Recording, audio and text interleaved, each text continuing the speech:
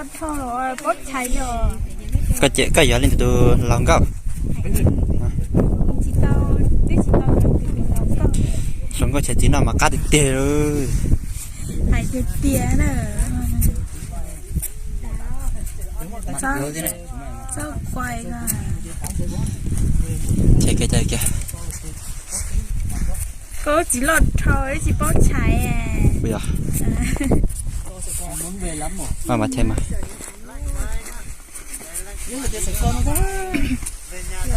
sợi con này do đôi chỗ thôi ý là bé đàn ông mà do đôi chỗ này có vào đánh ống đó đánh ống mày tay ta cứ là đàn ông sát sao này thì ngồi chưa thì bị sừng sờ những tí ó thì có thông đàn ông mà thỉnh tuột đánh ống lo đã trình tiêu lo Oliver ấy có đàn ông chơi rất liệt nhận lo 3-4 tháng này đàn ông gây rất liệt mà chơi vừa chơi nhiệt liệt thì cho nó xíu anh giờ chưa chơi xuôi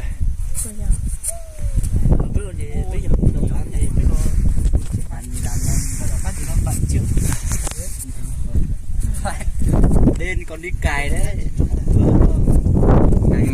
cày về đi đến công ty xong ngày ngủ em đỡ đúng chắc tối nay em cũng đéo có việc đâu không có việc thì ngủ nhỉ không có việc đâu cày tiếng ghen hôm qua Quân nó gọi Quân á không em vừa tắm xong lên trường rồi nó gọi bảo ốt mấy cày không làm em suy nghĩ một lúc mới trả lời sao mà không hết sao không hết đâu chắc là nó chỉ gọi thôi không thấy mặt nó gọi em ghét ông Quân lắm rồi được cái may mắn là từ lúc đi cà phê chưa thấy ông sát hạch bao giờ Quân hình như là em còn đi muộn nhiều hơn anh ấy nhưng mà đi muộn nhiều hơn anh mà nó có sát hạch đâu anh bị sát hành nhiều lắm Quân chưa về sát hạch gì anh chỉ là bị xe điều mà theo cả tuột kia hai là sách trong này theo cả tuột đã start kia là sách trong rồi có sao mình theo có thắt sách họ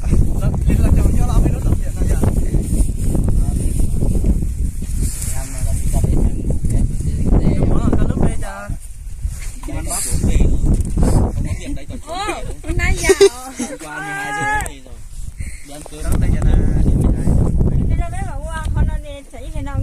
sai luôn.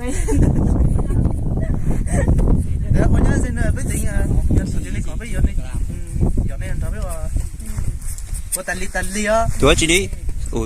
Giờ xí rồi. Con tao đủ cho tao nói bây giờ thì lang cứ nhau thì xí thì chim bể tôi. Bố sĩ tua hơn được nào? Tôi bố sĩ tua. Ít thôi. Năm ngoái đi á, tụi em ngay khổ quá, con nhảy khổ quá, tao biết. Mình có buồn mình gọi che bây giờ. Con này chỉ tua.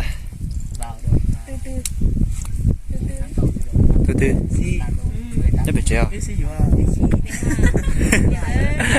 Mày sao? Hả? Cái gì vậy? Si, cái gì vậy? Cả. Cái gì vậy?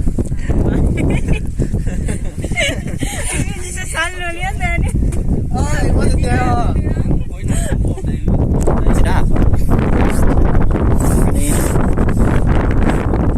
Cái gì thì dùng bây giờ một cái thì xá này có bao chưa? Ăn nhiều. Tôi đã vô tôi có tôi tin lòng rồi. Tôi có cho tao quan điểm này. Tôi có mà tuổi trong đầu tách cứ nhau là lối rộn ta. Trong đầu tách cứ nhau tôi biết rõ là. Nó hỏi nhập luôn thường luôn đi. Nếu tôi có chỉ xá cho chơi làm gì tôi tao làm. Cuốn này. Nhớ hết. Nhớ ông con hỏi em là tại sao mà. Có được từ e. Có đơn để luôn ăn này. Luôn ăn. Có đơn luôn ăn. Hai lông to à. Nhưng đây không đi học ca nhiều lắm rồi nhưng mà mà ông ấy nói bao giờ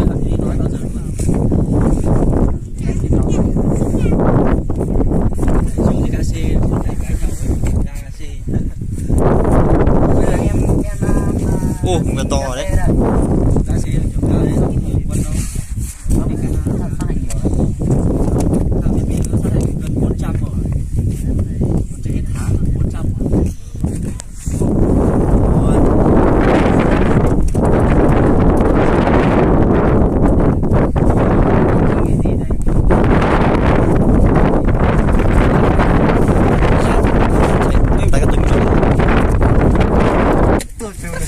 đừng có gì ở kia đấy không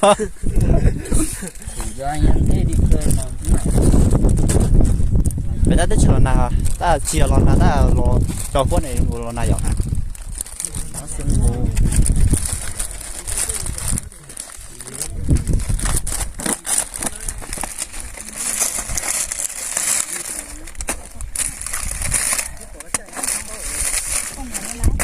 ồ nhiều lắm ấy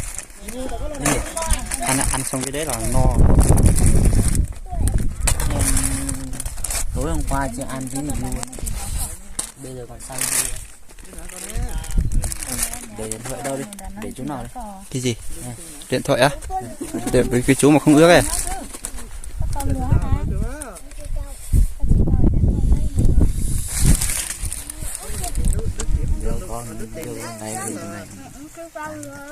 thế không có là ai cái gì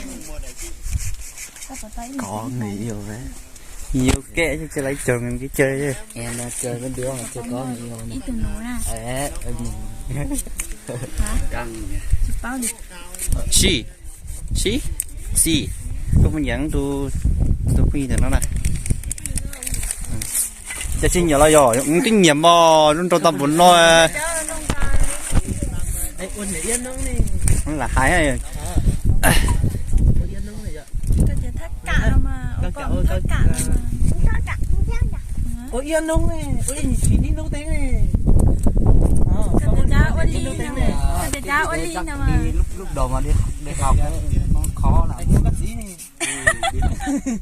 có nhiều thằng hay con nó nở cái ôi gì nông này cái gì nông này học thì ai cũng học được nhưng mà lười chỗ nhiều chỗ ấy làm mấy thằng trưởng ca nhanh nó khó chịu lắm này một cái gì không đúng nó không nói đâu nó cũng muốn đá mình đấy gào giang này nó nghỉ hết đúng rồi ai vào cũng nghỉ hết cái này khó lắm mới khó từ mấy anh mấy nay nữa nè thiết bị nó mới khó là ý tưởng mình sẽ là biết làm mới sướng này chén nó hay cao lên trong nó thế mà em hả mày nó này phô cho nó này nó này đứa chuyện được mới cần nó không kêu nữa hôm trước em với thằng trưởng bắt đánh nhau đấy em bảo là em đánh nó nhưng thôi kia bảo là mày hài bài hơn chứ đừng có làm thế dạ cầm cá chứ cả đó bắt tăng thôi đi cho nó một trăm bẻ dù có tí ok rồi lúc gần đến nó rồi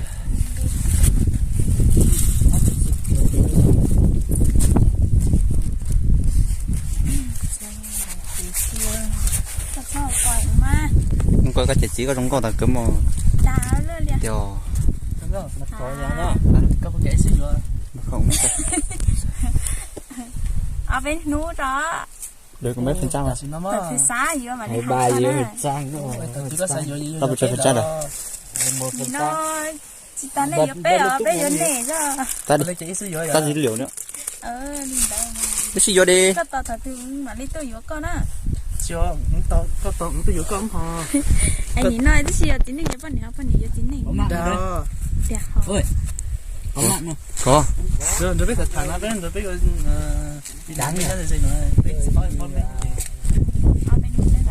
ra cái sự bỏ nó mới hù tí tua ít ở tủ rồi tao hù nó có thể ở bên tủ hù bên tủ em phải hù tí chế tí này chế na có cái gì vô chị cha xin cái lần đứng đó mày có gì nữa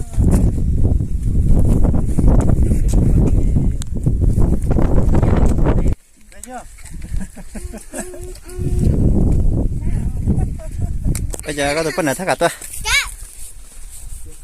sao vậy không lên đây à cái sẽ tay có lốp ở đây là học ghê ra lốp ở đây này cái sẽ tiền tại nha sức sao nó xì xua tổng say cười rồi ơi mà rõ thông có chán nhìn tại đây nhiều thực tắc đó nào vẫn bảo chuyện lên tới cơ mà giờ khả năng này giờ là nãy giờ họ tiếng chỉ nó không nhân tới xua nhân của nó giờ cái gì cho mà cho kìa bao cái mình cho nó dọn tới sao mà cái Này, con lại đi. Này, này chú tao coi nha. lo mà cho cái này kìa kìa bao cái nó chỉ bao nó muốn nhai cho bao muốn chua rồi thì đùa cái cho Tí nữa ông tự mình nhận. Tôi không nhìn thấy chưa? kìa có tí lọ ôn này coi ấy bao cái mà lạnh đấy nhỉ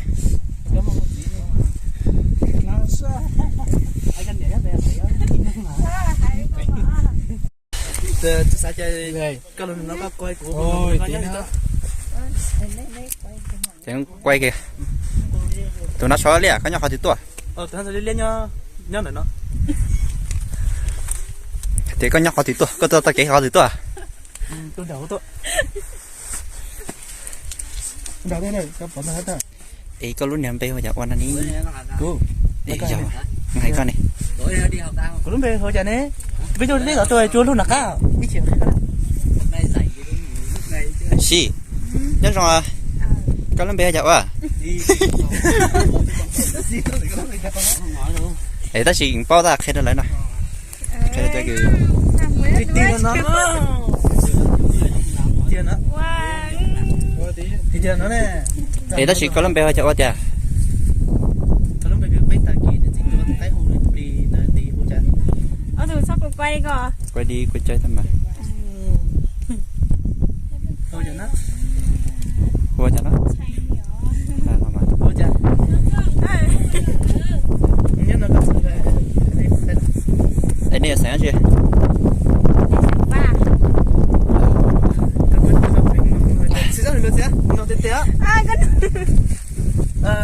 Cái giống này chắc có gì đó nó cũng đâu anh em mình con nó mà bây giờ sẽ tăng thôi cho sẽ theo đó đi với chỉ có sẽ chơi cái ta tụi nó sẽ đắt chỉ sẽ nó cũng nông thế nhưng chúng bé đi chơi đó này bao nhiêu thế đi thổi này sao đi chơi tao đó thưa đi đâu đây mày ăn bây giờ mà còn đi nữa đúng rồi cái đó bây giờ Bây giờ xí nào. cái tao có sợ từ Nhớ sẽ tỏ. đau đầu đấy chị còn đúng hiện thế nào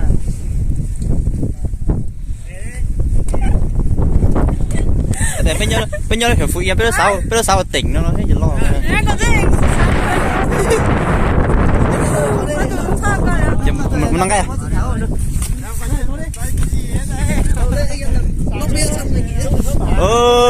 nó tin đẹp bời đây nhá tiền trung ngồi nhá Em thấy mọi người đi chơi cùng rồi. cho lời kê tao kê tôi mù không biết chứ không tôi chờ chuẩn bị đúng không rồi đi xấu hổ quá mà nó sẽ tí ai xấu hổ đây Chỉ cái là Đứng cái này à? đứng thôi chứ Chỗ này nó chật quá. hết rồi nhỉ vào đây ăn đi còn ai nữa ở đây hai ông này cho tôi nữa đi thôi ôi trời ít từ còn tôi tạt đi sâu thế là chúng mà买被去搞被吃哈， giờ mua mạng 马上吃。 mua mà tôi chỉ tiên mà chơi xí giờ cái luôn chói đồng chế mà tháo bao con mua mà à giờ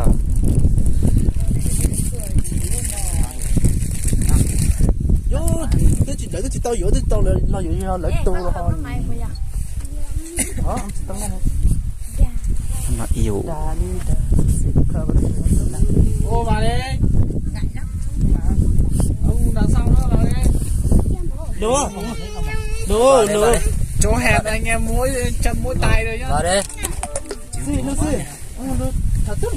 giờ cho tôi nói nữa cái sợ thế này bây chúng mình to rồi sợ này rồi nó này là rồi nó bắt tôi thôi nó này để nào đấy anh em? Cái này che bên đây để cái nào? Đây ăn thì cái tự nhiên thôi. Mở ra Cho nó này. Sao có lúc mai chợ về đám thịt gió rồi. Trời ơi nó nhỏ nhà chúng mày chuyên luôn đó nhỉ? Thì nó nói à rồi. Cái khai. hả? Cái chúa nó rồi. Chuyên ra. Đúng tí tia đâu là sẽ xin của lục Lá lên xe. từ Gì? phá nè. Mình tính muốn cho hơi nhá sầu cho nhá sầu nó nè. Con của anh à? Bây giờ gặp có con này. Bia này thì anh uống thì uống thì thôi. Hôm qua em một say quá say Em xin này nha. vào đi. Không phải xin đâu, ăn tự nhiên thôi. Ai uống gì uống đi. Xin hả xin? Ai cũng cái ngọt thôi. Em xin Trời nào. Ý tôi cho cái nào thì đây này. Để uống đi. Đúng rồi, uống rồi bao nhiêu uống. Nó cho nó nè. Đấy. Đúng rồi hết rồi. Đúng rồi. về một người à? Mấy con kia con à dạ. Là họ đi Chưa đây chưa. còn chơi nhạc. Chở một Gì? Đây có là nước có phải rượu đâu. Đây. Thế uống đi. đây con chơi cái xong đây này. Ô, gì chán thế nào? Rồi uống đi. Cái sản lược cái đấy này kìa. Em mò. Uống ra.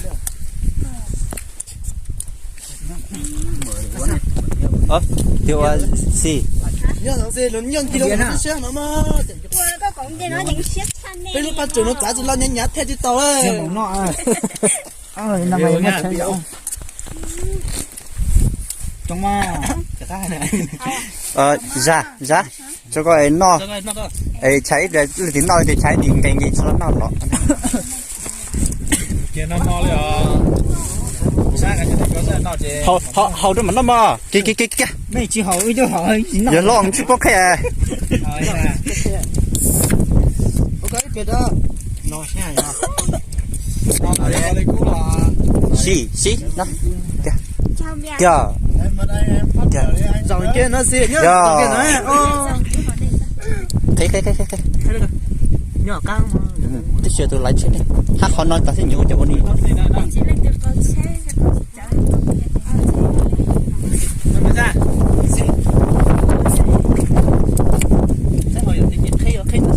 nó thôi bỏ đi Đấy, mở rồi. Chỉ việc thôi.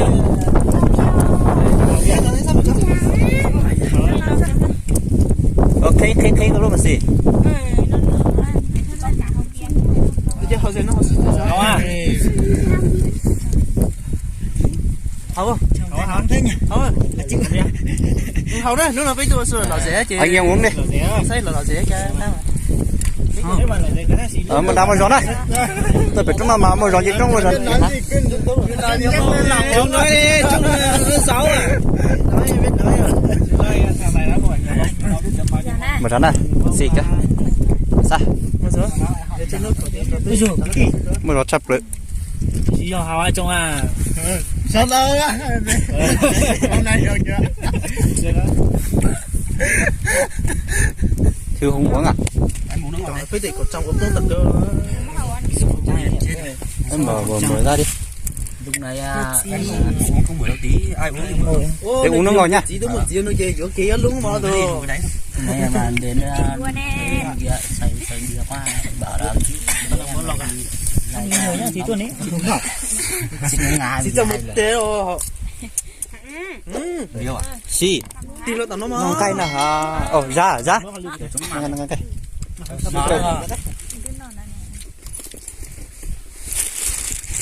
Đây chẳng nghe được cái gì. Nghe được không nhiều là cái gì nữa. nói là không nghe được cái này luôn nói nó nó này dính tuột tránh mò đâu nó nghe hiểu chưa? Em phải khó thế, tay em Không biết nghe cái gì luôn mà. em lấy cái. sao Làm luôn đi.